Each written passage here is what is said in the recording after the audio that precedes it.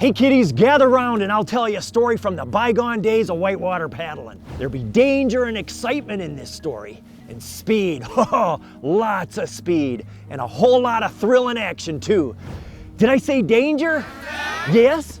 Well then there'd be lots of that. But fun danger and exciting danger. The kind of danger you're all gonna like. That's a good kind of danger. All right then, once upon a time in a little village of northern Minnesota called Duluth, the whitewater community would gather in springtime round the LESTER River when she'd rage. Oh, and this be a gnarly river, class 5 they say, a river on which the gathering paddlers would race its thrilling and tumultuous waters. Race the gnar they would, with a passion deep in their hearts and flowing through their veins, just like the raging river. Now you can hear it too, as it's throbbing through your veins. Oh, hold on tight, kiddies. We're in for a wild ride. Ha ha!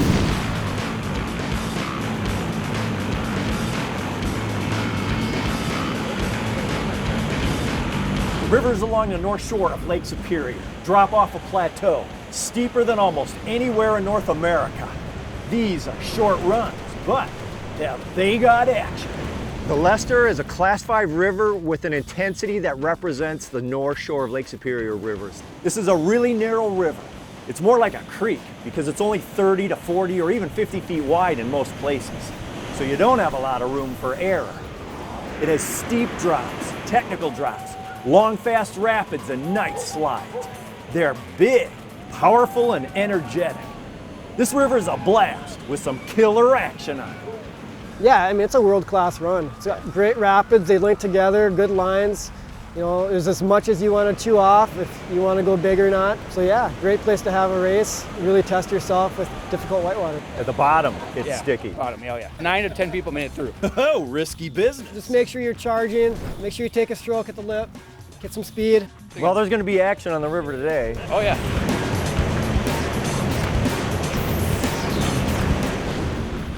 Running a whitewater race like the LESTER is an intense experience. A race itself of any kind is intense, but when you're racing on class 5 whitewater where there's danger and rocks and a significant river level, it's a completely different experience. You're not scouting, you're not catching eddies, you're not waiting for your buddies.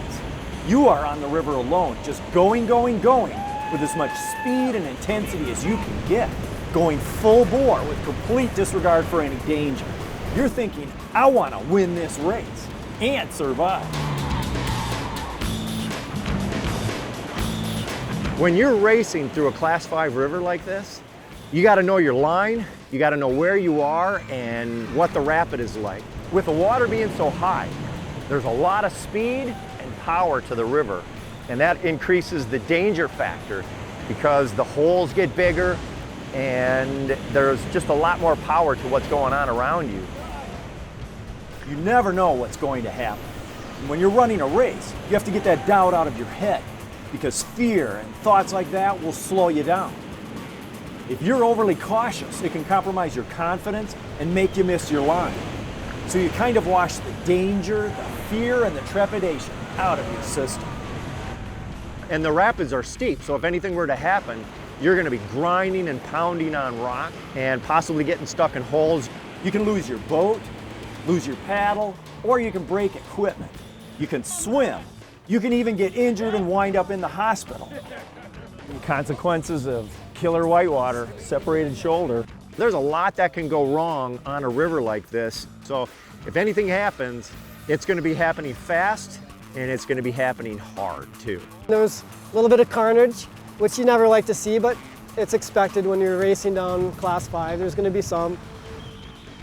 It's a difficult thing to plan for because you never know when the snow's going to melt, so you kind of have a floating date in mind. You know, it kept delaying a week because it just was a long spring, and eventually looked like we'd hit this weekend, and we ended up, you know, bluebird skies and pretty decent temperatures with the sun out. Yeah. So it was good water level and everything came together.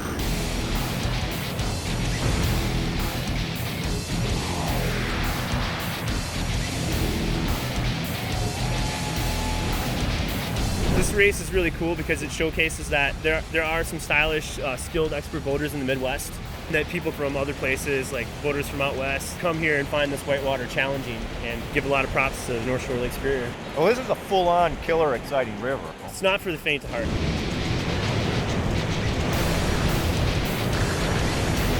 Today being a race, you're not catching any eddies, you're just charging full on. But I think it's still similar to paddling in the way that you're not thinking about anything else. Like the whole kind of like zen part of paddling where you're paddling and only paddling. You're not doing anything else. You're not, thinking about anything else, just focus on your paddle strokes and, going with the flow, following the water. It was definitely a class 4, class 5 run out there today. Every year the rivers, when they're flowing, are an attraction, and there are some thrill seekers that would love to do the rapids and some of the falls along here. But I'd rather watch than be one of them in the kayak. They're probably a little on the daring side and like the adrenaline rush. It's very exciting. There's a lot of action for spectators to see. It's a great river and a great race for that. Definitely, no doubt.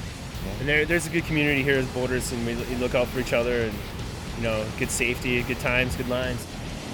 That's how we like to end a day on the river, safe and sound. Well, kiddies, that's the way we did it back in the good old days of GNAR. I hope they're still going strong on them thar rivers. Now off to beds with ya. Once upon another time, as the interesting action never ends. I love it. You're all hooked now.